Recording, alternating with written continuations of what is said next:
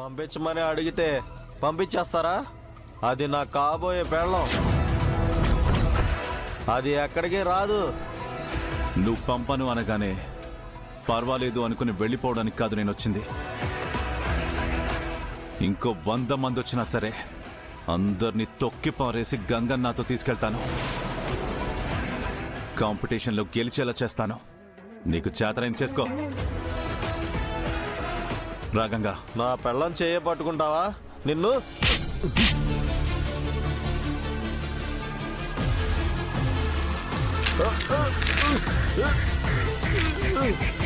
మాటలతో చెప్తే వినర్రా మీరు?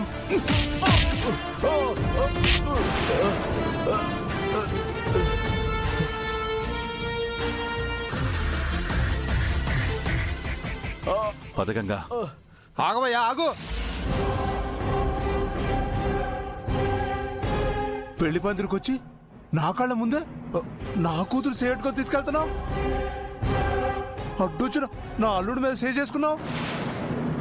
అమ్మో అమ్మో అమ్మో అమ్మో, ఇంతమందిని కొట్టేశావు. అసలు నా కూతుర్ని తీసుకెళ్ళడానికి నీకే హక్కు చెప్పు.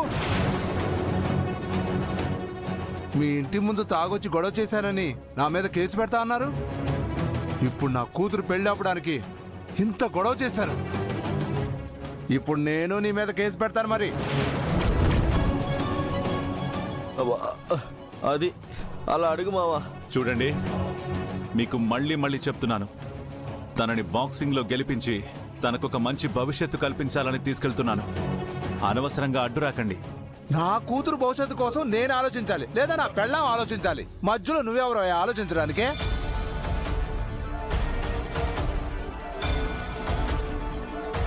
అసలు నీ వల్ల కదా నా కూతురు నలుగురిలో నవ్వులు పాలైపోయింది.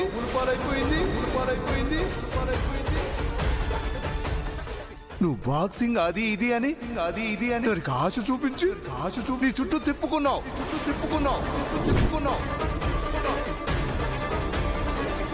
ఇప్పుడు పోటీలో గెలిపించాలన్న సాగుతో పీటల మీద పెళ్లిని ఆపేసి నా కూతురు తీసుకెళ్తానంటున్నావు. నువ్వు దాని భవిష్యత్తుని కాపాడడం కాదు, దాన్ని నిప్పుల్లో నెట్టేస్తున్నావు.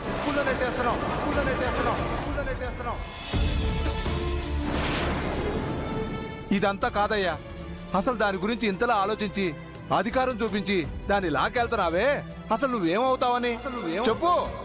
నీకేటి సంబంధం?